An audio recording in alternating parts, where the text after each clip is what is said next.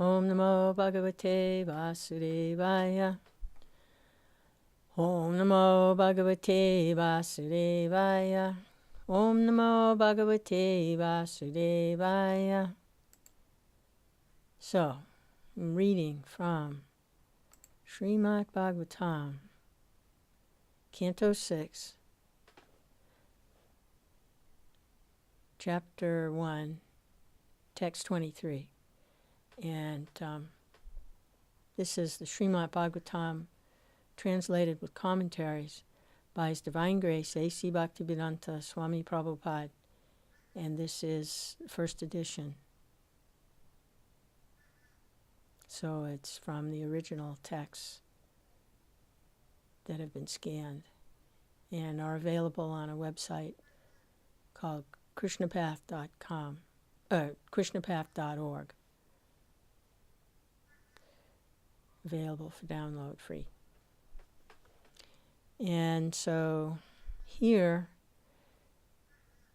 Yamaraj is instructing his servants, the Yamadutas, about the super excellence of devotional service, and in particular, the super excellent potency of the holy name of the Lord.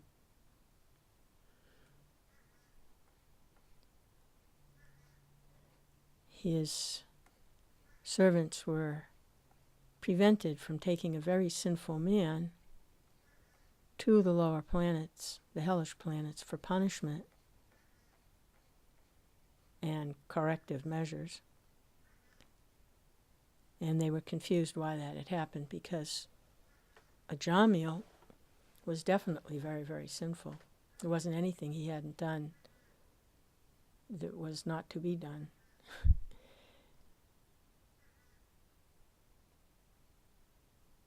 But he called out the name of the Lord at the time of his death. And so that was a higher principle. There's a higher principle there. So Yamaraj is explaining how this works to his servants. So text 23. My dear servants, who are as good as my sons, just see how glorious is the chanting of the holy name of the Lord. The greatly sinful Ajamil chanted only to call his son, not knowing that he was chanting the Lord's holy name. Nevertheless, by chanting the holy name of the Lord, he remembered Narayana, and thus he was immediately saved from the ropes of death.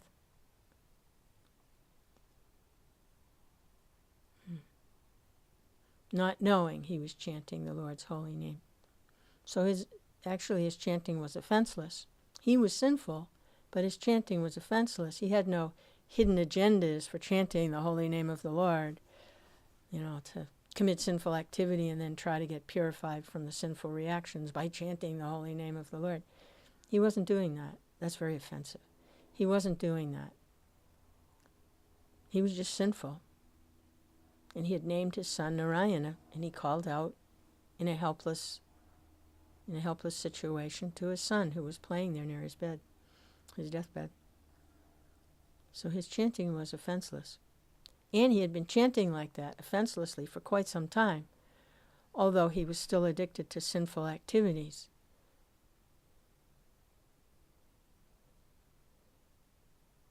His calling out for the Lord was offenseless. So which is more dangerous, sinful activities or offenses? They're both. We don't want either of them. We don't want sinful activities and we don't want offenses either. But of the two, as we can see with Ajamil, offenselessness, less, no offenses, was more powerful than committing all the sinful activities. It's like people are playing cards and they get different combinations of these card characters in their hands. And some card characters have more potency. They're higher than other card characters, like a straight is more powerful than a pair or something like that. I don't know. I don't play cards, but so this chanting the holy name of the Lord trumped sinful activities, the reactions that were coming for sinful activities. It was a wild card, so to speak, because chanting the holy name of the Lord is not under the jurisdiction of Yamaraj or the three modes of material nature. So that's why this particular instance with Ajamil is so fascinating and so wonderful, because in this one case, you can see all of this play out and how it works. And the Yamadutas are learning how this works. So Prabhupada's commentary, there's no need to conduct research into the significance of the chanting of the Hare Krishna mantra. The history of Ajamil is sufficient proof of the power of the Lord's holy name and the exalted position of a person who chants the holy name incessantly. Therefore, Sri Chaitanya Mahaprabhu advised, Harinama, Harinama, Harinama eva kevalam, Kalo nasteva, nasteva, nasteva, Gadhiranyata. In this age of Kali, no one can perform all the ritualistic ceremonies for becoming liberated. That's extremely difficult. Therefore, all the Shastras and all the Acharyas have recommended in this age one chant the holy name of the Lord. Text 24. Therefore, it should be understood that one is easily relieved from all sinful reactions by chanting the holy name of the Lord and chanting of his qualities and activities. This is the only process recommended for relief from sinful reactions. Even if one chants the holy name of the Lord with improper pronunciation, he will achieve relief from material bondage if he chants without offenses. Ajamil, for example, was extremely sinful, but while dying he merely chanted the holy name, and although calling his son, he achieved complete liberation because he remembered the name of Narayana. We discussed this in a few verses back also, how it's not imagination, and the holy name of the Lord doesn't depend on us. The holy name of the Lord is supreme and absolute. It's non-different from the Lord himself, Krishna, Narayana. It doesn't depend on the potency of the holy name, does not depend on us. How much we can benefit from the potency of the holy name, well, that's another thing, but it doesn't affect the holy name. If we can't take advantage at all of the holy name, it doesn't affect the holy name. The holy name is like the sun in the sky. If I'm in a dark room and I can't take advantage of the sunshine, it doesn't affect the sun. The sun is shining. All I have to do is come out of the dark room and take advantage of the sunshine. So the holy name of the Lord is like that. So Ajamil, he was chanting the holy name of the Lord. And so he was getting the potency, he was getting the benefit. It's like the sunshine.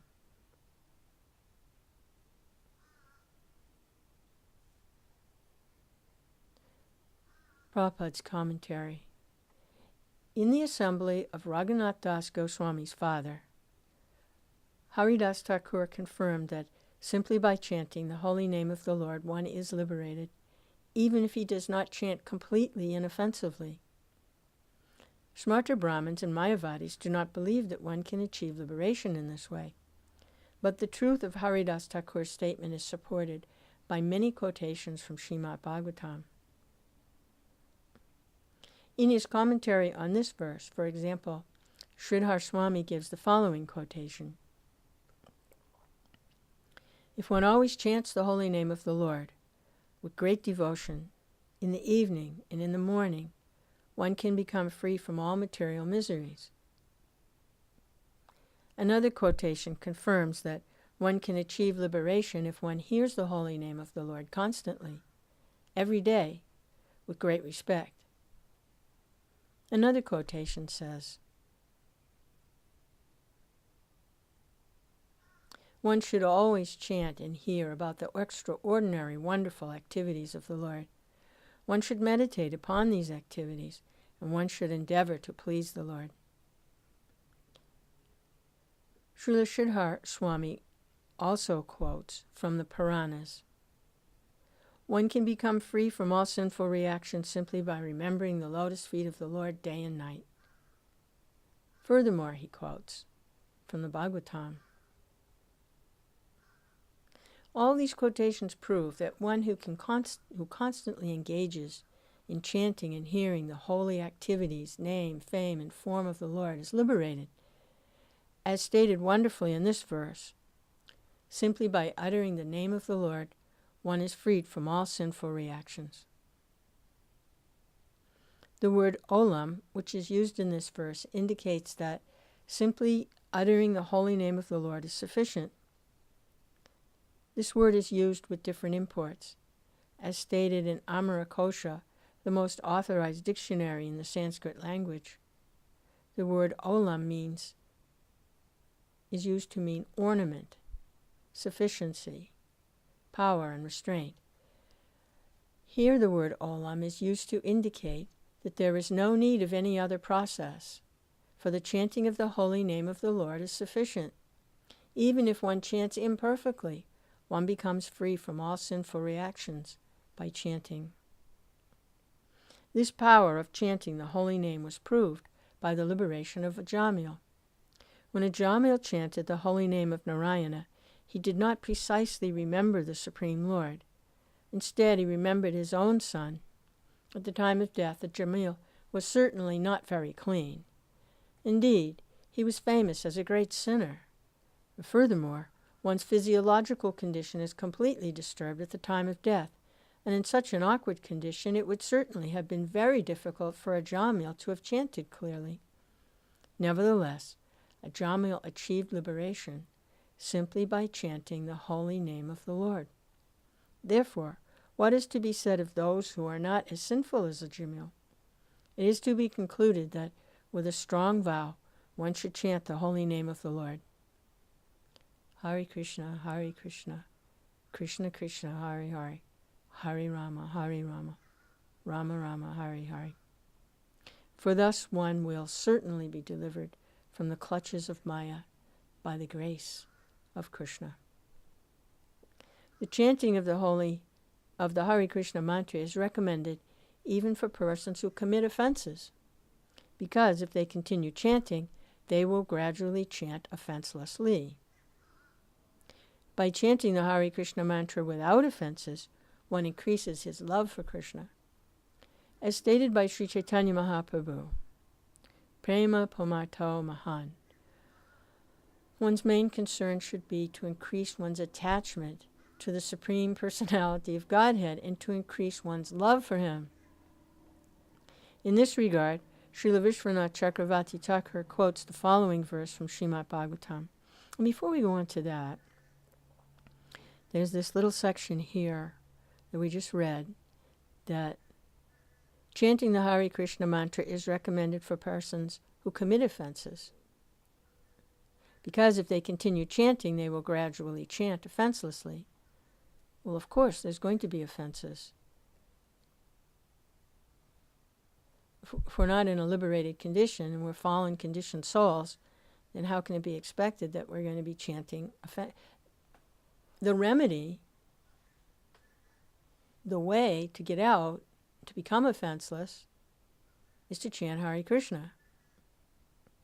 So it's to be expected that there will be offenses committed. Well, maybe someone is completely pure and just chants Hare Krishna. But this is Kali Yuga.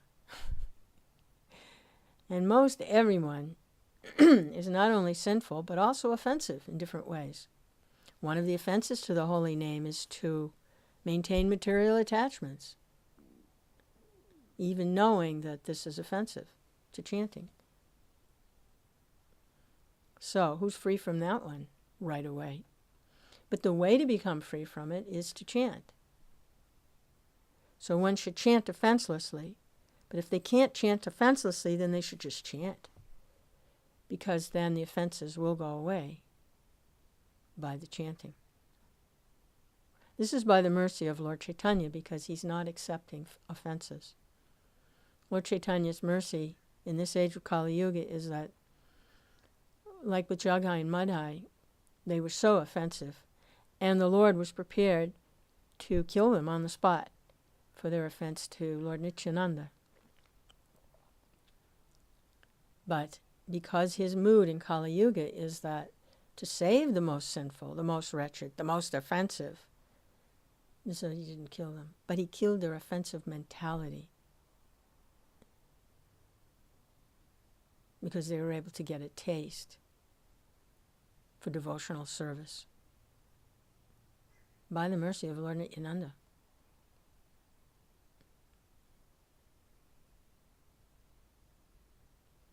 They approached Lord Nityananda offensively, but they approached Lord Nityananda, and they attracted the attention of Lord Chaitanya. Because they had approached Lord Nityananda improperly, offensively, aggressively and destructively, not out of devotion, but they had approached Lord Nityananda. See, this is the potency.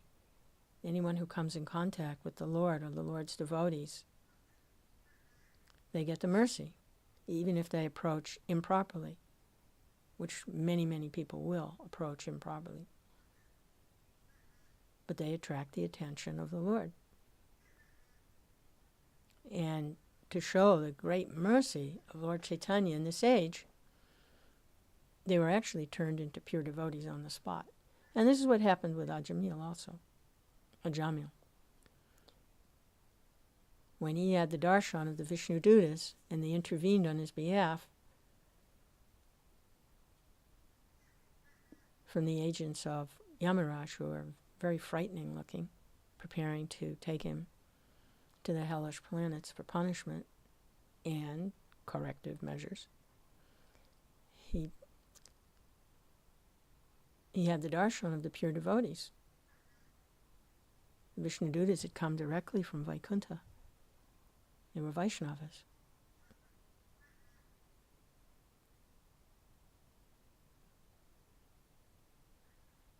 And this was because he chanted the holy name of the Lord, even without meaning to chant for the Lord. But this is the potency.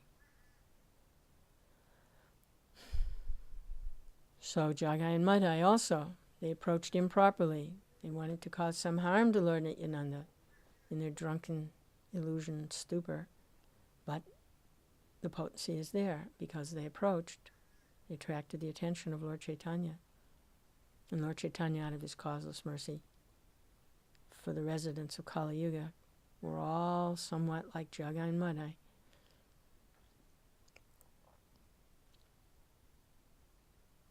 They were relieved of all. Lord Nityananda took all their sinful reactions onto himself. This is the mercy of the servant of the Lord. Lord Nityananda is Krishna himself, but he's acting as a servant of Krishna, the incarnation of Balaram. So this is the servant of the Lord is able to do that. Pure devotee of the Lord can take away all the sinful reactions. See, the spiritual master is a representative of Lord Nityananda. And they can take away all the sinful reactions for all the sinful things that a person may have done, if they attract the attention of the Lord. So, it is to be concluded that with a strong vow, one should chant the holy name of the Lord. Hare Krishna, Krishna Krishna, Hare Hare, Hare Rama, Rama Rama, Hare Hare. For thus one will certainly be delivered from the clutches of Maya by the grace of Krishna. The chanting of the Hare Krishna mantra is recommended even for persons who commit offenses. Yes, that's what we were reading. And we see why. Because There's nothing else that's going to be able to help anyone. The idea is to chant without offenses, but if the offenses are there, chant anyway. Because eventually the offenses will be cleared away. One's main concern should be to increase one's attachment to the Supreme Personality of Godhead and to increase one's love for Him. Then the offenses, the sinful activities, they drop away. Because you're too busy doing something else. Not interested in offending because you're too busy relishing in transcendence in relationship, devotional service to the Lord. So what do you want to offend somebody for? Busy doing something else. It's nice. I want that to interrupt the devotional service. Ahaitukiya pritiyata, uninterrupted. So those things are interruptions. Sinful activities, finding fault, offending in different ways, those are interruptions. Ahaitukiya pritiyata, uninterrupted, pure devotional service. That's the goal. So if there's some interruptions, still continue on anyway, and eventually, because the goal is to increase one's attachment to the Supreme Personality of Godhead, whatever we're attached to, that's where we put all our energy, our time and concentration and our activities.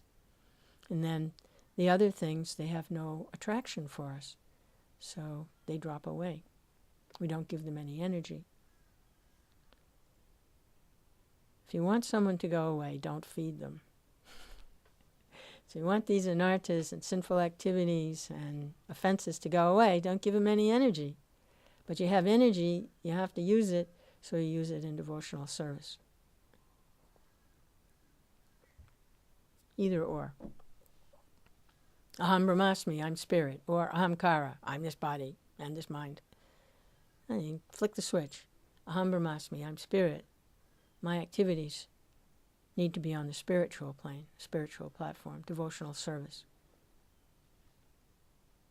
So increase one's attachment to the Supreme Personality of Godhead and increase one's love for Him. Hearing about the Lord's activities, become more and more attracted, and then eventually, and chanting His glories, and serving His mission, serving His devotees, then at some point, become qualified to enter in to the pastimes and activities of the Lord. It starts with hearing. It's like if you want to go somewhere, you've never been there, you might research it a little bit, like what it's like there, what the climate's like, what the people are like, what there is to do there. And you hear about all that, and then you begin to qualify yourself for going there. You might have to get some credits. So this isn't the heavenly planets where you get pious credits. This is the spiritual planets where you get devotional credits. Nahabakrama nasosti prajavayo navijite swapamapyasya dharmasya mahate. Something like that. From the Gita. In this endeavor there's no loss or diminution, and a little advancement can save one from the most dangerous type of fear, falling down to the lower species. So getting pious credits, they get used up. You get a lot of pious credits, performing ritualistic ceremonies, sacrifices, giving in charity, performing austerities. Then you get to go to the higher planets, but you use those credits up. But devotional service isn't like that. Whatever devotional credits a person gets, they're never lost. And they just keep building and building and building. Now that's a good investment.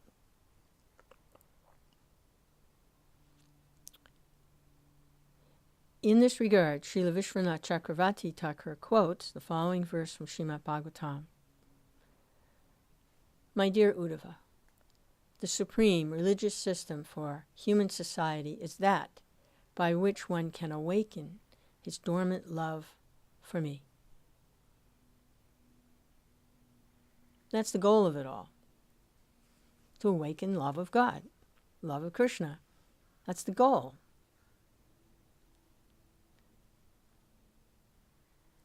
Commenting on this verse, Srila Vishwanath Chakravarti Thakur describes the word bhakti by saying, Premai Vokta. In the presence of bhakti, what is the necessity of liberation?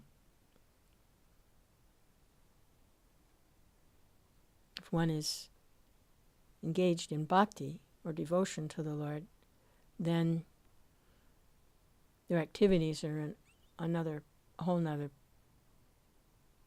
place, beyond the jurisdiction of the mode's material nature, beyond action and reaction. It's a completely different type of energy. The Lord has many different energies, and his devotional energy is like that. It's full of knowledge, bliss, eternal, has form, pastimes, activities. And it's permanent. There's no interruption.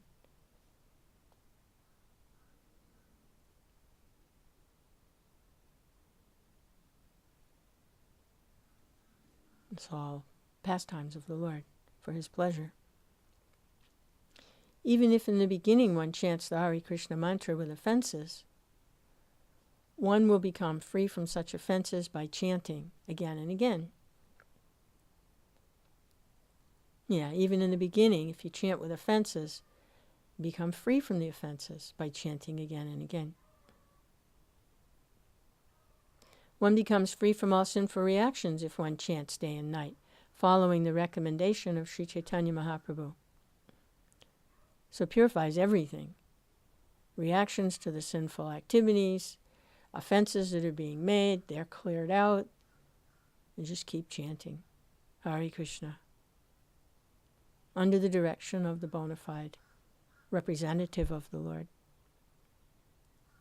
And keep hearing, engaging in devotional practices. And eventually all the unwanted things go away. All the sinful bad habits, they go away. And all the offenses, they go away. This is the power of the holy name.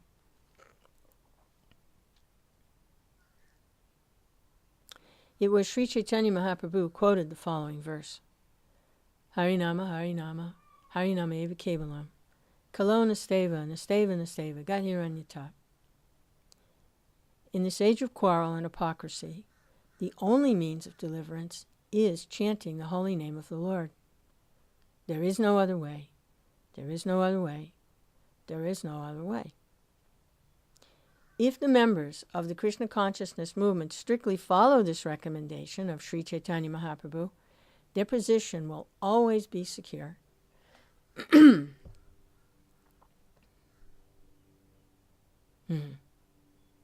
So everything is meant to, all the activities are meant to facilitate Harinama, Harinama, Harinama eva kevalam. Kalo nasteva, nasteva, nasteva, gathiranyata. But it's a preaching movement, so it's possible someone can just sit very quietly and just chant Hare Krishna. But Lord Chaitanya's mood is to spread Krishna consciousness. Chetu darpana marjanam, baba mahanavagni navapanam. It's the life of all transcendental ecstasy. It increases the ocean of transcendental bliss. It's meant to spread throughout the whole planet. The Krishna consciousness movement.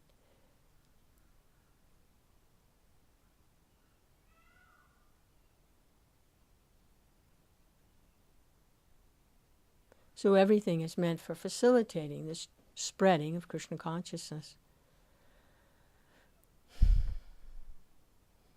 The temples, serving the deities, developing the community programs, the prasadam distribution,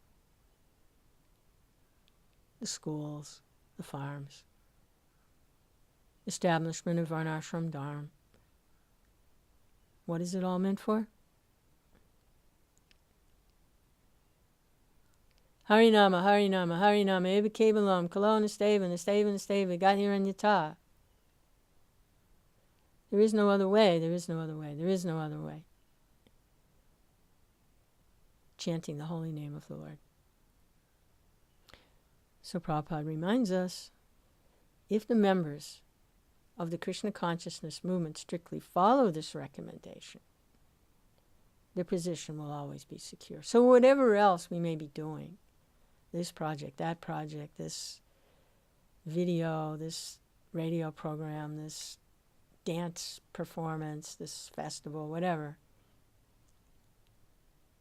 Harinama, Harinama, Harinama, Eva Kilamo. Kalona Steva, Nasteva, Nasteva, Gadiranyata. It's meant for developing more and more attachment to Krishna and developing more and more love for the Supreme Lord. And then chanting more and more Hare Krishna.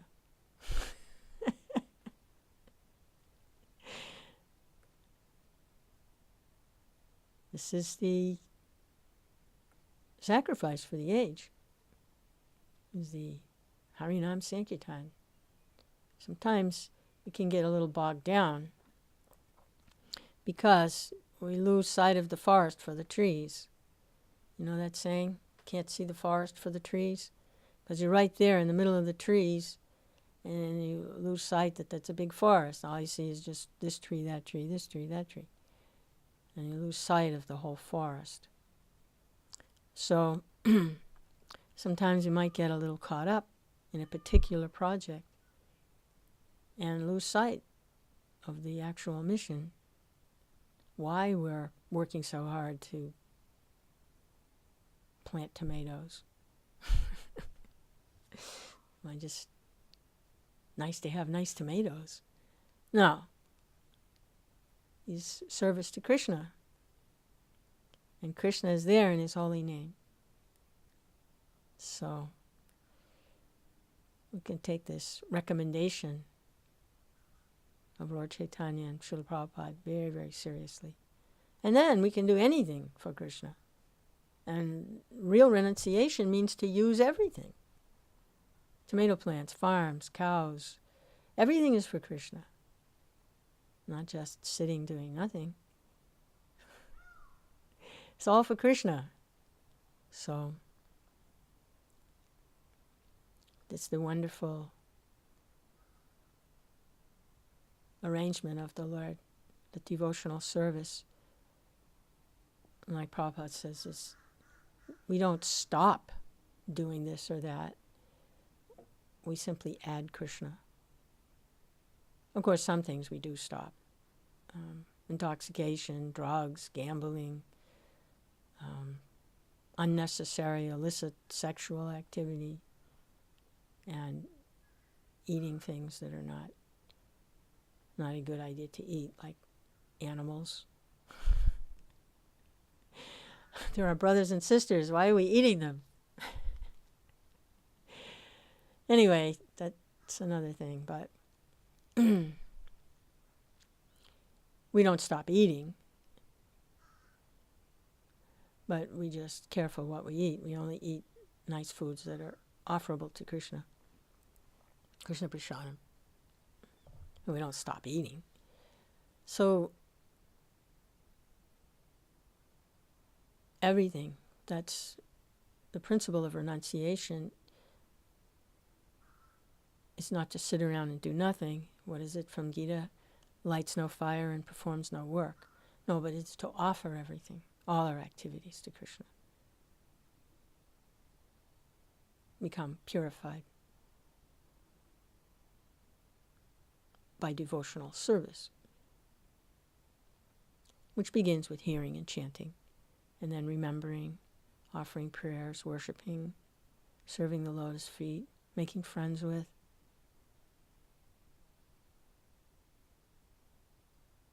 giving everything to the Lord, the different ways to engage in devotional service. Said that if someone does all of them, that's wonderful. If someone does a few of them, that's wonderful too. And if someone just does one of them, that's also wonderful. Go back home, back to Godhead, just by performing one of the services, just by hearing in devotional service, or by chanting in devotional service, or by worshiping in the temple in devotional service.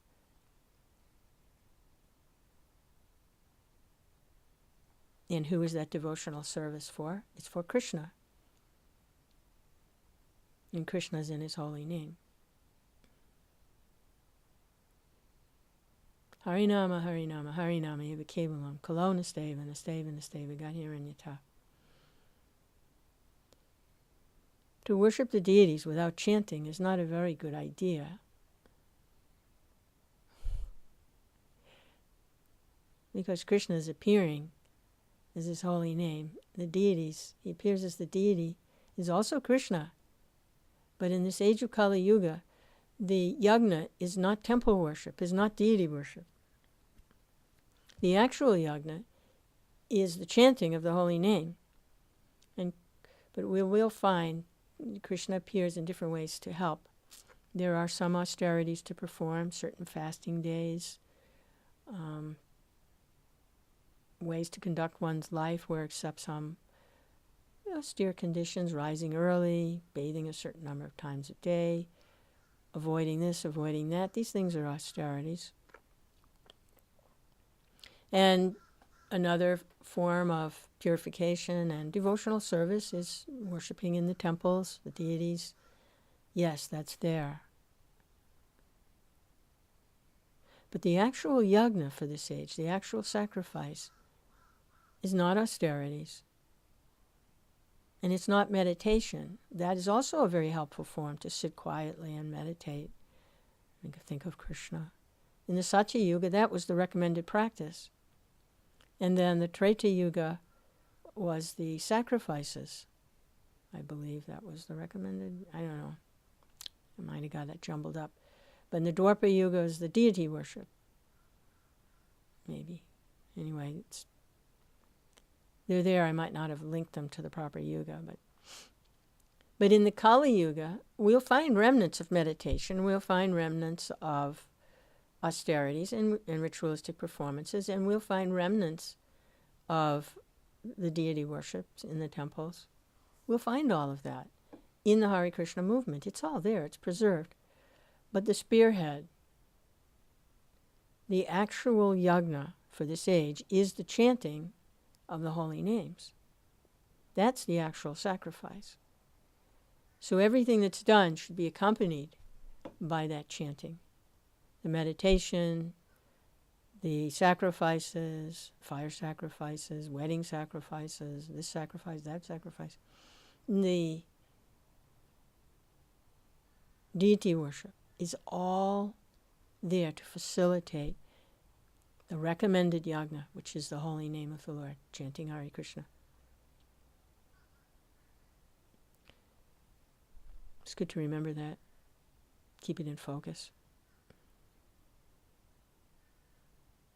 Because Prabhupada says here, if the members of the Krishna consciousness movement strictly follow the recommendation, and that's Lord Chaitanya's recommendation, their position will always be secure. So previously, we were discussing about sinful reactions and offenses. So those may be there. And those that are trying to serve within the Hare Krishna movement, they may be trying to get free from those things. They may not even know they have them. They may think that they're actually pure devotees.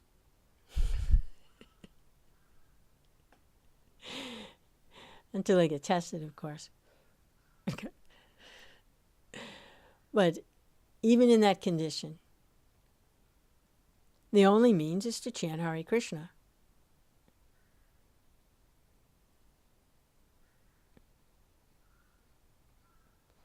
That's how merciful Lord Chaitanya is.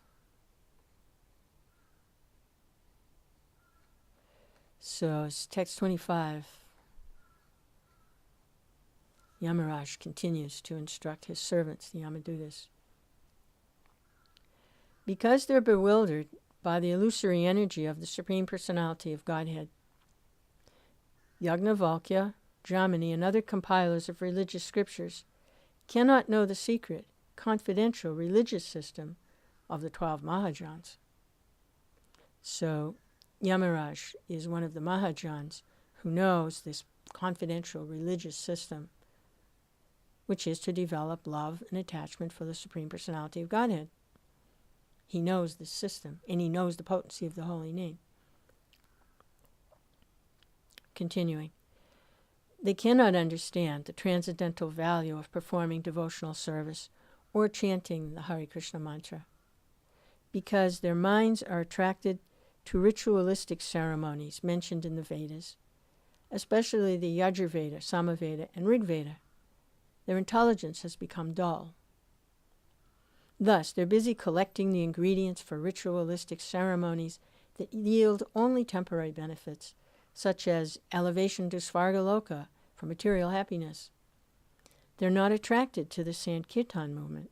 Instead, they're interested in Dharma, Artha, Kama, and Moksha. Yeah, they're busy collecting ingredients for ritual. They're all fired up to collect these ingredients for these ceremonies.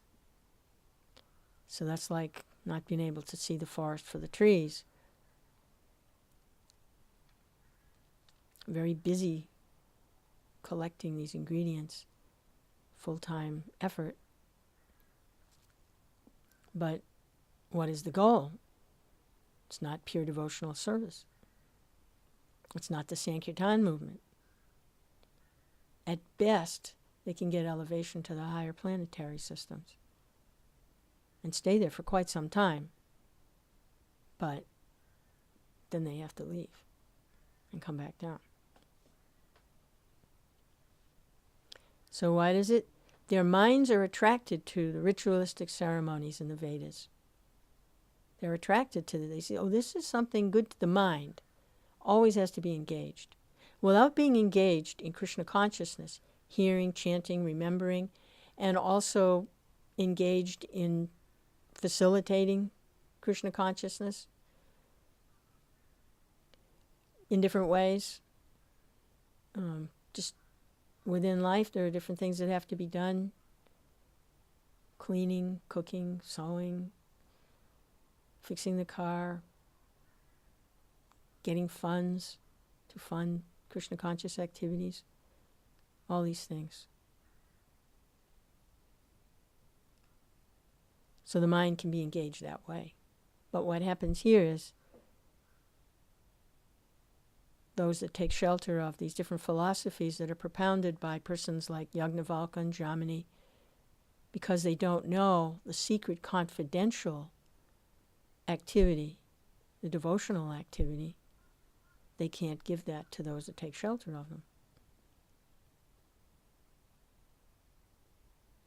And because they are attracted to these ceremonies that are described in the Vedas, then that's how they engage.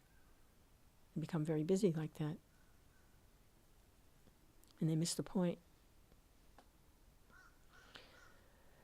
So that's the potency of the holy name.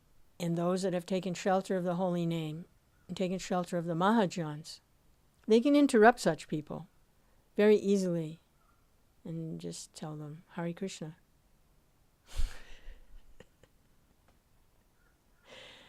Break the spell. Hare Krishna mantra is a spell breaker. It breaks the hold that Maya has on the minds of the living entities. It crashes right through that, just like the cymbals, the kartals, and the drum. They just break right through that. They say Maya has like a witch's spell on the mind. Keeps them very, very busy and active in these activities that are dictated by the modes of material nature. And the holy name just cuts right through that. As you go out on street kirtan, you can see the people are walking around in the modes. They're just moded out. And the devotees are there with the drums and the cymbals just crashing right through that. It just opens the ether up completely to the truth, the sound vibration, the holy name of the Lord. The street kirtan is so wonderful.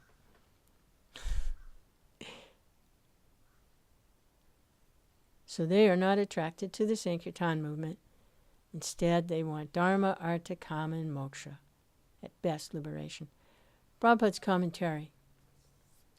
Since one may easily achieve the highest success by chanting the holy name of the Lord, one may ask why there are so many Vedic ritualistic ceremonies and why people are attracted to them. This verse answers that question. As stated in Bhagavad Gita, Vedescha sarvaya rahameva beja, the real purpose of studying the Vedas is to approach the lotus feet of Lord Krishna. Unfortunately, unintelligent people bewildered by the grandeur of Vedic yagnas want to see gorgeous sacrifices performed.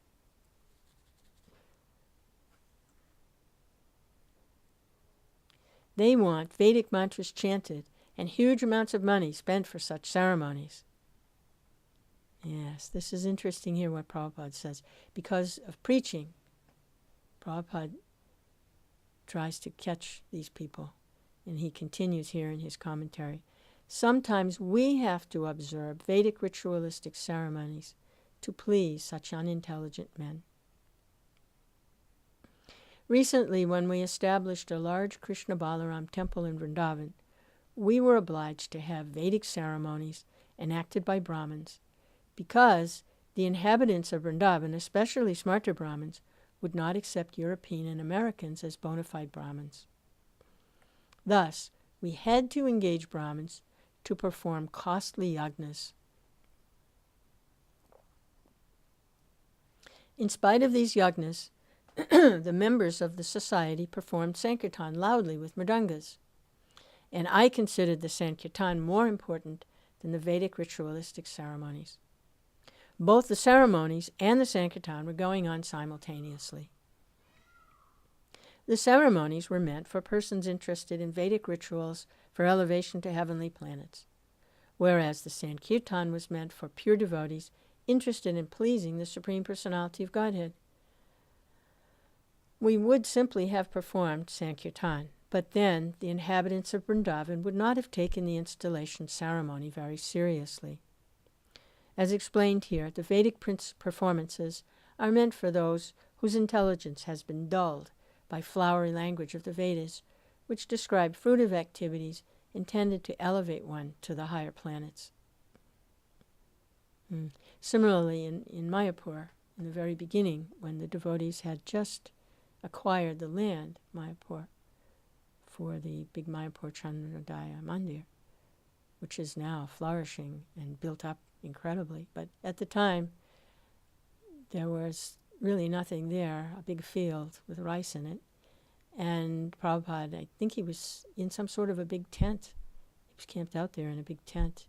Maybe it had begun a little construction, but for all intended purposes, nothing impressive there at all. And Prabhupada was sitting with the disciples, and this is how I've heard the story. He explained, he said, for myself and for us, we're very happy to just sit here and chant Hare Krishna.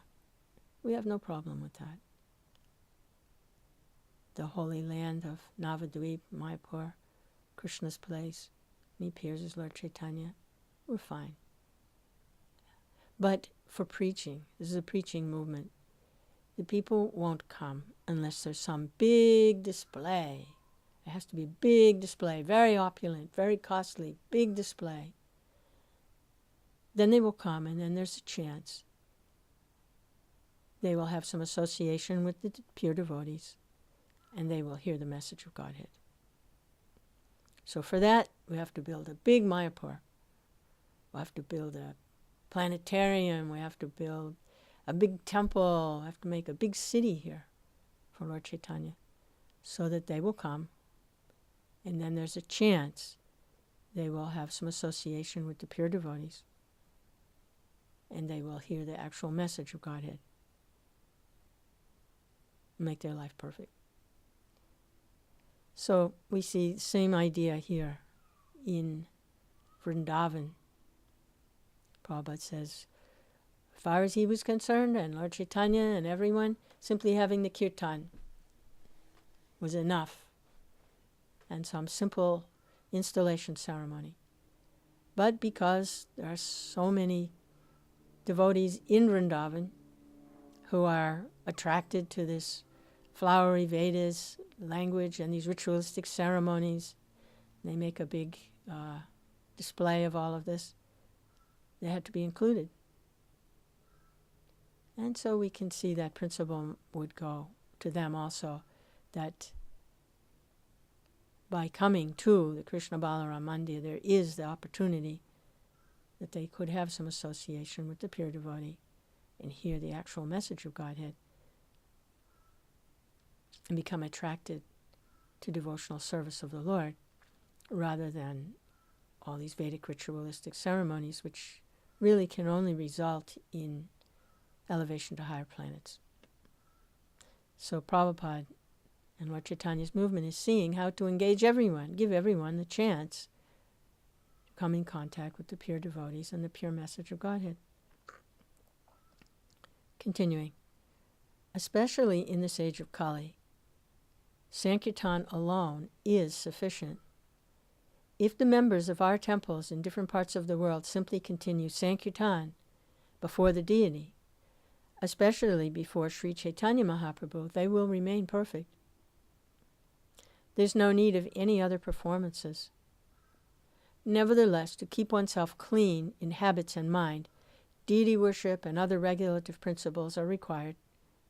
Srila Jiva Goswami says that although Sankirtan is sufficient for the perfection of life, the archana, or worship of the deity in the temple, must continue in order that the devotees may stay clean and pure. Srila Bhaktisiddhanta Saraswati Thakur therefore recommended one follow both processes simultaneously. We strictly follow this principle of performing deity worship and Sankirtan along parallel lines. This we should continue. So there it is. The Sankirtan alone is sufficient. And for devotees that have traveling Sankirtan in one form or another, either traveling street kirtan with a little bit of book distribution, or traveling with a lot of book distribution, and a little street kirtan, or whatever the combination, but not being in the temple program, but performing simply Sankirtan activities, book distribution being the big mridanga, or actually out on the street chanting devotional clothes, kartals, and mridanga, and so on. They know the truth of this, that it's sufficient. That keeps one in Krishna consciousness, even without being in a temple for months and months and months. Just performing some simple little offering in the morning and reading, hearing and chanting, and performing the japa, and then going out all day on Sankirtan efforts. In Krishna consciousness. It is an ecstatic program. But Prabhupada says, in order to stay clean and pure, the Jiva Goswami prescribes maintaining the deities in the temple. So the mercy is there.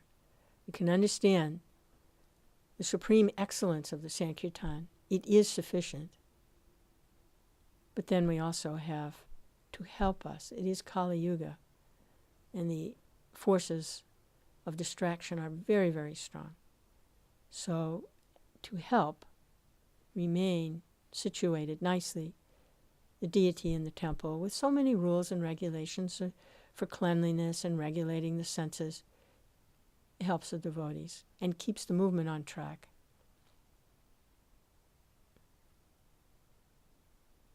This is very nice. I heard it describes like a train staying on the track. It has two rails. The preaching and Sankirtan rail and the deity worship temple rail. But they go together.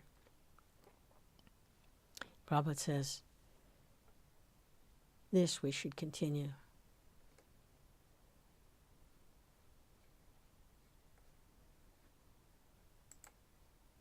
So,